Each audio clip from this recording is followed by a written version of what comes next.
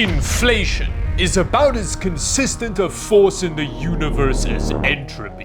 Actually, come to think of it, inflation is basically just money entropy. And the entropy be going real hard in the PC tech space at the moment. But what if I told you that there are some components that are just immune to inflation? They're not the most powerful components, but they still have been the same price for the last 3 years, and that's very exciting. So today, we're gonna have a look at them. Now there are a couple of entropy-defying components that we're going to be looking at in today's video. The first one is a CPU, and it's the Ryzen 5 5500, a 6-core 12-thread CPU, which has been available for as long as I can remember for just over 100 Canadian dollars. And this is clearly a very attractive price point, because on Amazon Canada, over 500 people have bought one in the last month, which is a huge amount for Amazon Canada. It's a very popular little CPU. Now, it's not nearly as fancy as its X3D touting bigger siblings, but I think that's one of the reasons why its price hasn't budged for years now. And another inflation-defying characteristic of the 5500 is that it's still on the AM4 platform, which means you can get used motherboards for not very much money, and the platform uses DDR4, which is much more affordable than DDR5 at the moment. I mean, don't get me wrong, DDR4 prices are still crazy, and if you do have to buy RAM for the system, well,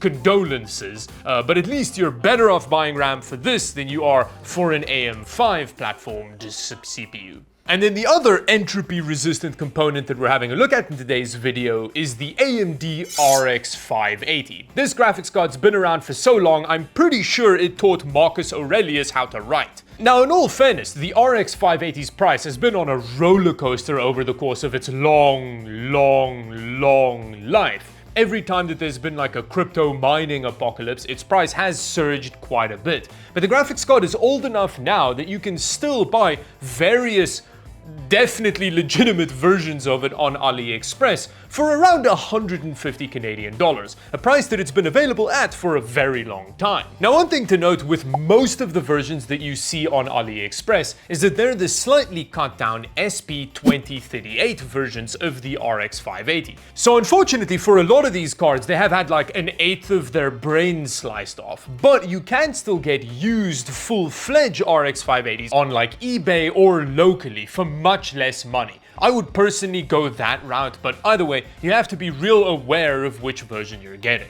And in today's video, I will be testing both versions of the RX 580 in modern games to see how much performance you're losing going with the lobotomized one. Another cool thing about the RX 580 is that the 8GB version of it is still very popular. That's the main version you find around, and considering the kind of GPU that you're working with, 8GB of video memory should hold up pretty well. You could really hear the confidence in my voice there. But with that, we're gonna pair the Ryzen 5 5500 with an RX 580, one of the cut down weird AliExpress versions of it nonetheless, to form the ultimate inflation busting duo and see how they perform. And the testing for this video started off, very well. Initially, I wanted to test the 5500 in my trusty old Asus X370 Strix board, a motherboard which may as well be my congenital twin, and it's never done me wrong. Until today. After I finished putting together the box setup, I just couldn't get a video out of the damn thing. My first thought was that it had to be my capture card setup, because for me, capture cards have just been legendarily unreliable. I don't know what it is with these damn things, but they don't work half the time. But when I still wasn't getting video out with the system plugged directly into the monitor, I was starting to get worried. Especially considering that I had this abomination RX 580 plugged into a different system and it was working fine in there. But when a CMOS reset didn't fix anything, I decided to, with great effort, shift the whole setup over into a different AM4 motherboard. So now that we've finally gotten the damn thing to post, it's just reading one of our sticks of RAM. That's not good. Oh, and it's also crashed. It's not doing anything. Oh my god. So it seems like the RAM also wasn't happy, because when I switched it out for a different 16GB DDR4 kit, the system booted and I could install some fresh Windows 11 on it. Now, the newer game that we're starting off with is Cyberpunk, which came out like 10 years ago, but you know, that's what can you do? Whoa, the settings that it defaults to are real concerning just straight off the bat because it's low with a bunch of Fidelity FX on. And initially for the testing, I kept everything at low, but I turned off all of the upscaling. Okay, it's not an immediate abomination. We're sitting in the 40s. It feels a little bit more input laggy than I was expecting it to feel at this frame rate. But I mean, yeah, look, it's running. Our GPU is very much the bottleneck in this situation. We've got 100%, it's just pegged there. And the CPU is actually doing fine. 42% utilization. I am gonna drop a higher end GPU in here later, just to see how the 5500 scales in terms of more GPU power. Oh, my car's on fire. I then decided to try Quality Fidelity FX 3.0. Our frame rate hasn't jumped a huge amount. We've just gone from like the lowish 40s to 50. But it definitely feels better. Visually, there's a big difference. I'd say that it looks quite a lot smoother. And by smoothness here, I mean like a Vaselining down of texture detail. But either way, with these settings, the game was very playable. Good job, little inflation team. Although a lot of the other new games I tried didn't go quite as well. That's not great. I mean, we have 8 gigs of dedicated video memory, so I'm assuming the not a ray trace issue is the main problem here. That sucks. Your graphics card isn't supported. This is another game. Oh my god, okay. Well, I mean, at least that's something we can do something about. I then restarted the system so that I could change the secure boot settings in the BIOS, which led to the system crashing a couple times while booting, which got me real worried that another piece of hardware was slowly busy dying on me. And it turned out I was right. The random AliExpress RX 580 was just done. It didn't feel like outputting video signals anymore, so I had to switch over to the full-fledged Asus RX 580. And to put the performance difference between these two cards into perspective, with Cyberpunk, the only game I could get running on the AliExpress card, we got an average of about 52 frames per second, which jumped to 65 frames per second on the full-fledged Asus card. Bear in mind for this result, I don't know how sound of mind the AliExpress 580 was here, but that was the only result I could get out of it before it kicked the bucket. I think I'm gonna do everything on low. Definitely drop the 1080p. Whoa, is this on low? We're definitely gonna have to turn some upscaling on. That is not going great. We're gonna say upscaling technique off FSR and it'll do quality. Now bear in mind again, this is not with the SP2038 version. This is the full-fledged RX 580. I mean, the game still looks really good despite having everything on low settings. And FSR also works really well on Battlefield 6. I feel like the visual quality impact isn't as big as it is in Cyberpunk, so that's good. Now again, like with Cyberpunk, we do have quite a lot of CPU headroom, but we've just got like 40 frames per second happening, and it sometimes hits 50% utilization, which isn't super promising. I'm really excited to see how a higher end GPU kind of handles this Ryzen 5 5500. I then tried some online multiplayer, where aside from me accidentally picking a real butt-cheeks gun, the game was very playable on this little inflation-busting duo. I then decided to try some Unreal Engine 5 games. Considering the Doom, the Dark Ages, and Forza 6 didn't work, I didn't have high hopes for these.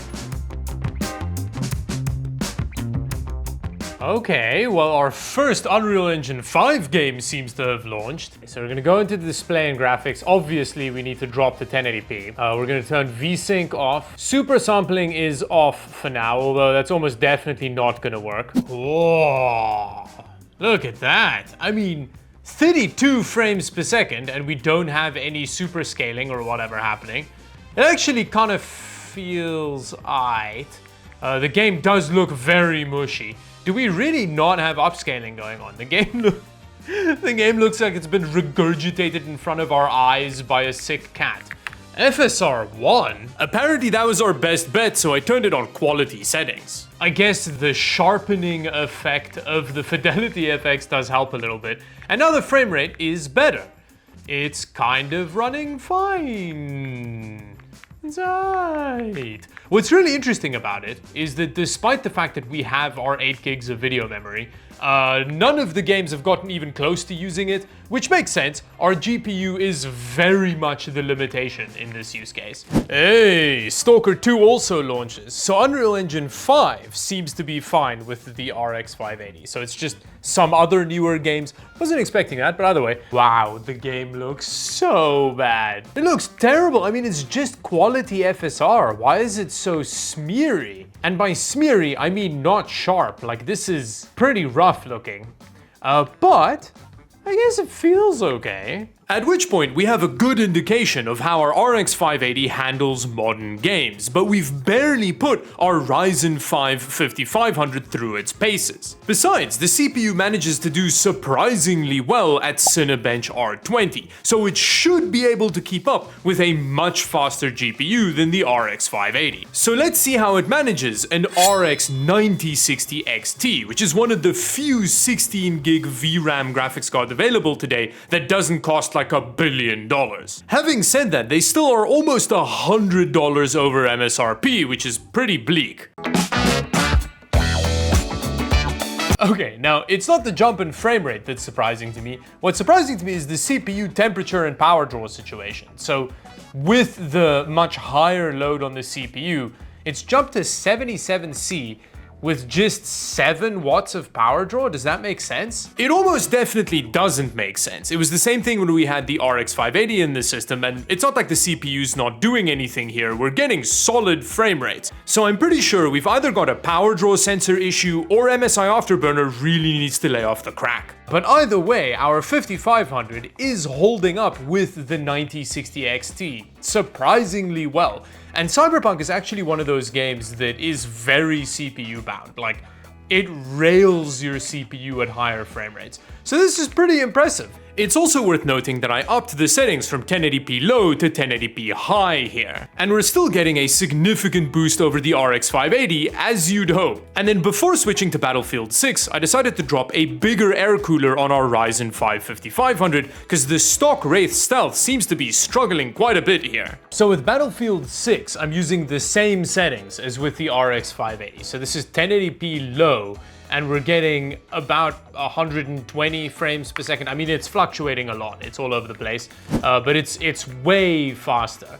But what's the most interesting part about this is the fact that, again, we're getting 100% of our GPU utilization. So this little Ryzen 5 5500, it's hanging in there. Look at that. This is good. At which point I decided to really bear back our little Ryzen and seeing how it handles a 9070 XT. And straight off the bat, not great. It didn't go super well. Aside from the graphics card occasionally saying that it was being utilized 100%, it was obviously lying because its power draw was much lower than is normal for this card, and I barely gained frame rate in Cyberpunk. And the story gets even worse with Battlefield 6, where I got the same frame rate as with the 9060 XT. Although, despite the 5500 getting its teeth kicked in here, I think it held up pretty well. And when it comes to the kind of games that most people spend most of their time playing, esports titles, our little inflation-resistant duo provides a really solid gaming experience. It makes complete sense why they're still so wildly popular.